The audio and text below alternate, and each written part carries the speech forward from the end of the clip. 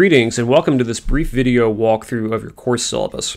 Before we get started, you should have a copy of the syllabus up in front of you as we go through it. You can find the syllabus on the Blackboard site and then click on Syllabus in the left sidebar. At the link there is an embedded version of the syllabus as well as a PDF and a markdown version that you can download and print off. So let's walk through the syllabus one section at a time, and I'll highlight especially important information as we go. Here in the course information section, there is some info on the logistics of the course. In particular, here's a link to the textbook, which is a free PDF download. And note that you need to plan on bringing a portable computing device of some sort to class with you, and there is some information about this here. Also, there's some info here about Sage Math Cloud, which is a cloud-based programming environment that we will be using from time to time in the class. Moving on to the next section, Instructor Information. This contains some info about me, your instructor, and especially how to contact me. My office is Mackinac Hall A2168, which is directly across the hall from our classroom. Here's my website, my email, my Twitter, and my Google Plus info. Email is the best way to get in touch with me, and let me just reiterate what I say here, that if you email during regular business hours, you should get a very quick response, and certainly within 24 hours. However, I usually shut my email totally off between 7 p.m. and 7 a.m. and then leave it off for long stretches of time on the weekends, especially Sunday. So just plan ahead if you're going to email me and realize that email sent at night or on the weekends will be slower in getting responses. Office hours haven't been set yet as of the first day of class because I prefer to get your input on that before I commit to anything. We'll be taking care of that during the first week of classes, but just realize even once the office hours are set, if you can't make it to office hours and you need a consultation, just get in touch with me somehow and we'll work it out. So now on to some of the stuff about what's in the course itself. So here you can read about the 5 main topics that are involved in the course. You'll be hearing more about these topics as we proceed. And I make a note here that one overarching emphasis in the course is what I call computational thinking. Computational thinking refers to an approach to problem solving that involves decomposing a problem into little pieces, recognizing patterns amongst the pieces, making abstractions about what's going on, and then designing an algorithm or an argument or a solution technique that explains what's going on or solves the problem. This is a natural way to work in both mathematics and in computer science, and so it's a very natural interface for our course, which is about mathematics and computer science. So you'll be seeing a lot about this computational thinking idea threaded through the work that you do in the course. Now let's note the 8 big learning objectives in the course, and I'm just going to read these off. To be successful in the course, you need to be able to produce evidence that you can do these things. Recall and use terminology, theorems, rules, algorithms, and notation from the 5 big content areas without major forms of error. You need to be able to apply those concepts from the main content areas to solve both theoretical and practical problems. You need to show evidence that you can apply the basic concepts of mathematical proof, which is an important main topic in our course, to analyze written proofs and construct new written proofs on your own. You need to be able to describe mathematics as a way of knowing in computer science and talk about especially how mathematical proof is used in computer science. You need to be able to identify and describe connections between the math content of our course and some of the big elements of computer science. You'll also need to show evidence that you can use a computer as a tool for engaging in computational thinking, as I just described. Particularly, we'll be focusing on the basics of the Python programming language in our course. You need to show that you can learn new content independently and practice skills and behaviors that correlate with self-regulated learning. And then finally, you need to show that you can be an active and caring and productive contributor to our class learning community. So take away from these 8 main objectives that our course is a math course, but it's a lot more than just learning how to do little math calculations. It's a lot more about how to think mathematically, how to think and act like a mathematician would think and act, about the content areas we mentioned before. So you're going to be asked to think and work at a pretty high level in this class, and not just about technical content, but also big picture and sort of community-based ideas. And everything that we do in the course is going to be aimed at a combination of those course objectives. So down below here we have some explicit expectations that I hold for all students in the course. Note especially this time expectation. The standard assumption in all universities throughout the world is that you'll spend 2 to 3 hours of purposeful, focused work outside of class for every hour that you spend in class. So that would come out to about 6 to 8 hours a week on this class, just for this class. I put 10 hours here as the upper limit just because it's always good to over budget.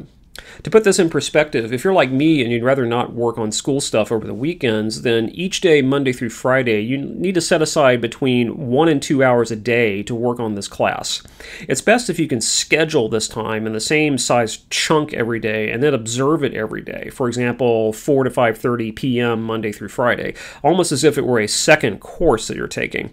This way, your body and brain are going to come to expect that this time slot is set aside for work on our class. I don't recommend simply doing no work on the class all week long and then spending a massive epic 8-hour fit on it on a single Saturday. Your brain will just rebel at this and you won't learn much and you won't retain what little you do learn. As you'll see coming up in a minute, the work that we do in the class is set up so it promotes smaller amounts of work done consistently day in and day out. Let me also mention this blurb here. I don't mean this to sound scary, but I want you to know that this is not a lecture-oriented course. It's very active, both in and outside of class, and you'll be doing a lot of the initial contact with new material on your own with my help, but not just sitting in a lecture and taking notes. You'll be expected to work hard, and failure is inevitable at some point, so just realize that this is normal, and it means that you're doing it right, and you'll be better off from having done class this way than simply sitting in a lecture. Also, please note that I will never ask you to do anything that I wouldn't do myself. So here are some expectations that you can and should hold for me and hold me accountable for meeting them. Next, we come up to a really big section on student work and grading. And although this is extremely important, I'm actually not going to talk about that in this video because I have an entirely separate video that covers the grading system and the work you're going to do. So you'll need to read this, obviously, but there's another video that goes into this part in depth that will keep this one from being extremely long. So let's scroll all the way down to the end of that section to where it says Other Course Policies, where there's a lot of important info about the way that the course runs.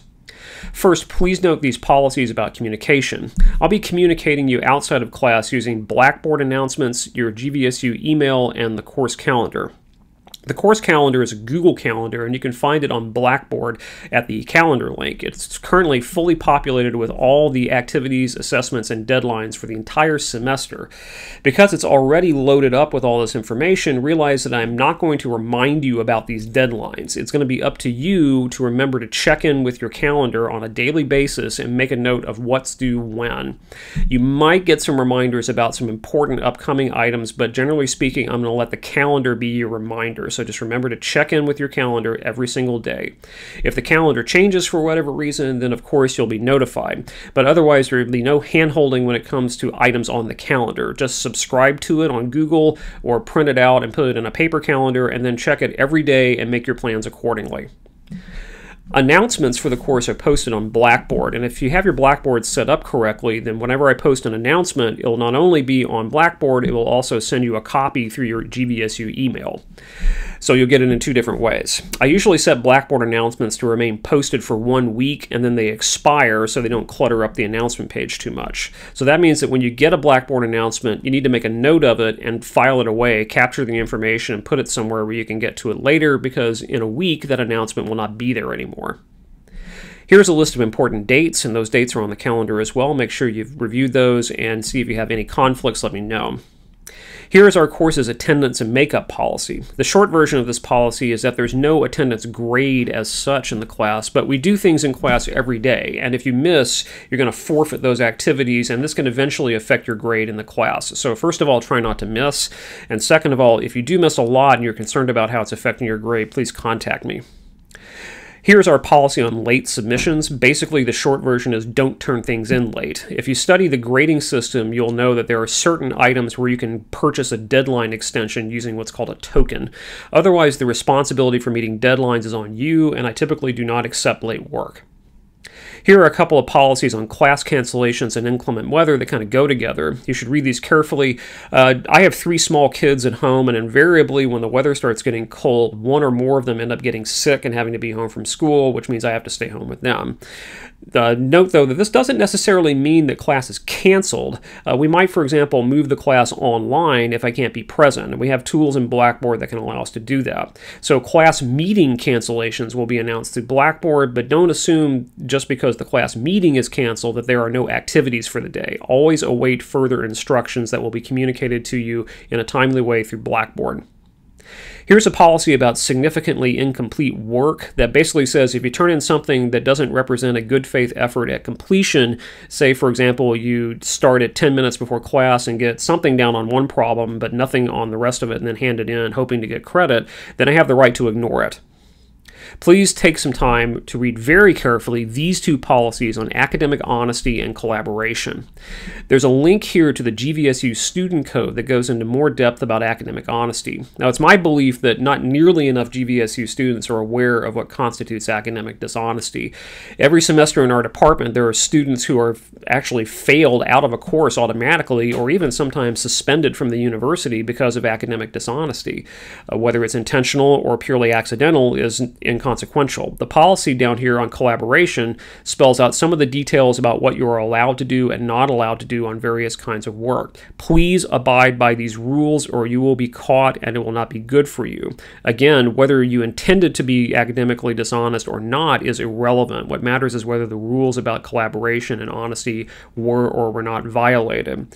Now, if any point in the semester you feel like your life is just falling apart and the only way to pass the class is to cheat on something or copy someone's work, then don't do it. Instead, come to me and let me help you. Let's talk it out and see if there's some other ways that you can show evidence of the learning that I'm asking you to show. Finally, here's some information for students with special needs, either physical or intellectual. Just know that if you do have special needs and those needs are certified by a professional, then you are entitled to certain accommodations. And you should check with me or with Disability Support Services to see what kind of options you have. If there are any further changes to the syllabus that need to be made, they'll be made to the embedded version that's on the Blackboard site. And the syllabus ends with a biographical sketch to help you get to know me a little better, which I won't read to you now. Two more things and then I'm done with this video. First, if you have questions about the syllabus at any time in the course, please make sure you ask those. I'm very happy to work with you on any questions you have. Secondly, if you haven't watched the videos about the grading system and the video about the Blackboard site, you need to go do those next. So again, thanks for watching and I'm looking forward to working with you.